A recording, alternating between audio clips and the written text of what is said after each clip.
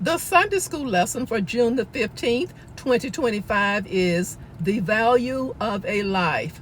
Genesis chapter 22, verses 1 through 14. Welcome, viewers and subscribers, to my channel, The Backstory and More. I am Audrey. If you are new here and are interested in knowing what happens before each Sunday school lesson, you are at the right place because I will share the backstory, read the lesson text, and offer a brief lesson summary. The backstory. While the scriptures recognize Abraham as a man of faith, his was by no means a perfect faith. He demonstrated great faith in leaving his home in Ur. But by the end of the same chapter, he was telling his wife Sarah to lie and say she was his sister, chapter 12, verses 10 through 20. Later, when Sarah failed to conceive, Abraham impregnated her maidservant Hagar rather than seek the Lord's will. This created serious tension in Abraham's household. After God made clear to Abraham that Sarah would give him a son, Abraham handed her over to a pagan king, chapter 20, verses 1 through 18, failing once again to trust God. Despite all this, God remained faithful to Abraham and Sarah. He delivered them from several powerful kings. He watched over the circumstances involving Lot, Hagar, and Ishmael, Hagar's son. And God provided the son of promise for whom Abraham and Sarah had been waiting, Isaac. Chapters 12 through 15 are devoted to Abraham's walk of faith with God, beginning with the unconditional covenant God made with him, the Abrahamic covenant, identifying him as the line through whom God would build many nations and make his name great. Abraham was promised that his descendants would inherit a land that he had not yet seen. Abraham had to walk by great faith. His faith walk was marked by periods of tests of his faith in God. Commentators vary on the number of tests Abraham encountered. Still, we can identify three significant ones. Number one, the call to leave his home in Ur of Chaldees, the test to trust God's promise concerning possessing Canaan and becoming the father of multiple descendants. And three, his most comprehensive test recorded in Genesis 22, sacrificing his son Isaac as a burnt offering on a mountain he would identify in the land of Moriah. Verses 1 through 2. Sometime later, God tests Abraham. He said to him, Abraham. Here I am, he replied. Then God said, take your son, your only son, whom you love, Isaac, and go to the region of Moriah. Sacrifice him there as a burnt offering on a mountain I will show you. Verses 3 through 4. Early the next morning, Abraham got up and loaded his donkey.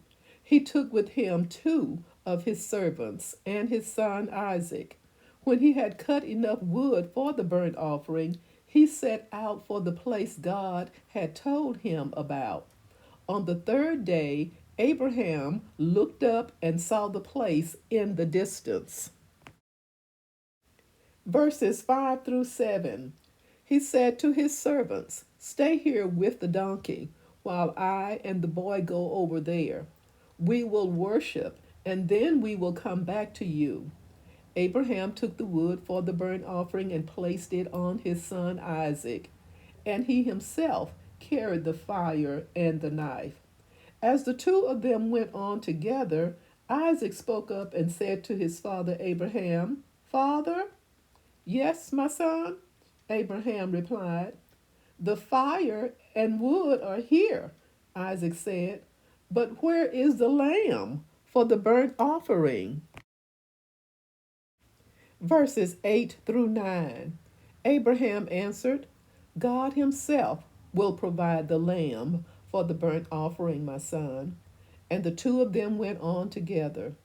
When they reached the place God had told him about, Abraham built an altar there and arranged the wood on it.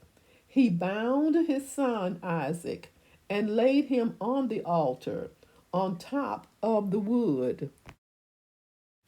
Verses 10 through 12. Then he reached out his hand and took the knife to slay his son.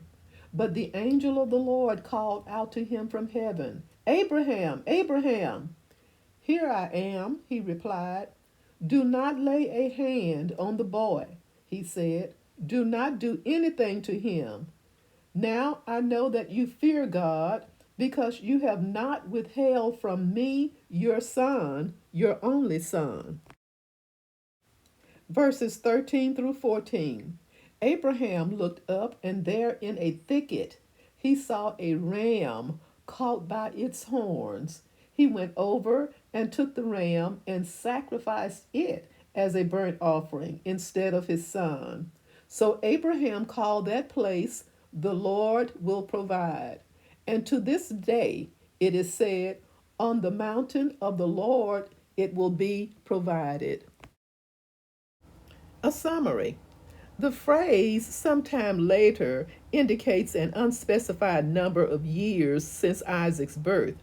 Abraham was 100 years old when Isaac was born, and now Isaac was old enough to carry on a conversation and carry wood. Despite common perceptions that Isaac was a boy, some speculate that Isaac could have been a young man. Though without clear support in Scripture, some speculate that Isaac could have been the same age as Jesus was when his father was willing to sacrifice his only son, whom he loved. The word test does not imply a temptation to do evil. Abraham's response, Here I am, was as elegantly simple as it was proper. God's test for Abraham was quite startling. The sacrifice of his son Isaac, who notably is referred to as Abraham's only son, namely the only son of promise. It may seem scandalous that God would ask Abraham to sacrifice his child, but God had his as yet undisclosed purpose and was willing to test his servant in this manner. Furthermore, Abraham knew that in a very real sense, Isaac was God's son. He would not have been born were it not for God. Would he have thought it unreasonable for God to ask that such a gift be returned? Abraham obviously did not want to offer up Isaac as a sacrifice. God had promised to bless all nations through Abraham's offspring. Thus, God's test was whether Abraham trusted God enough to fulfill his promise should the unthinkable occur. If Abraham passed this test, then he clearly would become the great man of faith that God knew he could be when he called him out from Ur. Abraham discovered, however, that God's tests are not always predictable. Such tests in life must be faced as they come. Abraham failed in some of his earlier tests, but his faith and obedience had grown since then. The parallels between Isaac and Jesus are significant. As previously stated, Isaac, in a way, was a son of God. The place is almost important, is also important. Moriah is in the vicinity of Jerusalem and in the precise spot where Solomon later built the temple.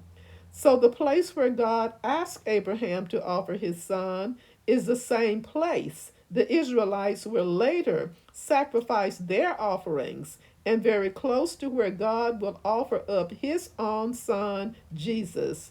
The image of Isaac walking up a hill and carrying wood on which he is to be a sacrifice also seems eerily prophetic. Abraham wastes no time carrying out his assignment. Early in the next morning, he made preparations and set out to perform this dreadful task. There was no haggling with God, such as he did in Genesis 18, verses 22 through 33. If Abraham's point of departure was Beersheba, then the multi day trip to Moriah was about 50 miles. When they arrived, Abraham dismissed the servants and told them that both he and Isaac would worship and then return. On the way, Isaac eventually asked why there was no animal with them for the sacrifice. Abraham's response that God himself will provide the lamb for the burnt offering was remarkable because the narrative does not indicate that he knew that God would provide an animal. At the last moment, God intervened and stopped Abraham through the angel of the Lord. This may not have been what Abraham expected to happen. He had reasoned that God could raise Isaac from the dead. Hebrews 11, chapter 11, verses 17 through 19. But the angel now revealed that God had been testing Abraham's fear of God. And right then, Abraham noticed in a thicket a ram caught by its horns, which he sacrificed instead of Isaac. The designation, the Lord will provide, Jehovah literally means the Lord sees to it. Abraham used the same word in responding to Isaac's earlier question. Abraham told Isaac that the Lord would see to it that an animal was provided. Thank you so much for listening. Join me soon for the next backstory and more. Stay safe and may God bless.